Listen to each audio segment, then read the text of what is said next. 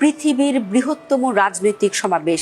BNP দাবি করেছে জনসভায় 50 লাখ মানুষের সমাগম হয়েছে। পৃথিবীর ইতিহাসে বৃহত্তম রাজনৈতিক জনসভাটি হয়েছে 2003 সালে ইরাক যুদ্ধের বিরুদ্ধে।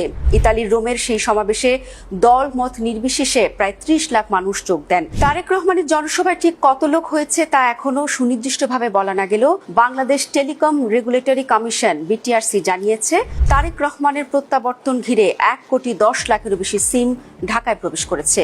আর পূর্বাচলে 300 ফিটের সমাবেশ স্থলের কাছের টাওয়ারগুলিতে 30 লাখেরও বেশি সিম অ্যাক্টিভ আছে।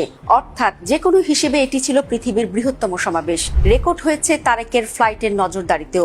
শুধু একটি ওয়েবসাইটে প্রায় 50,000 মানুষ তারেকের বিমানটিকে ফলো করেছেন।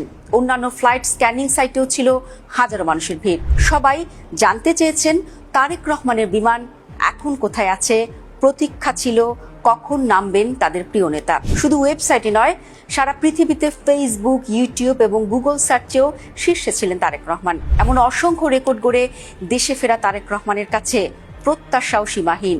এই প্রত্যাশার চাপ কি করে সামলাবেন তিনি, এটাই এখন দেখার বিষয়।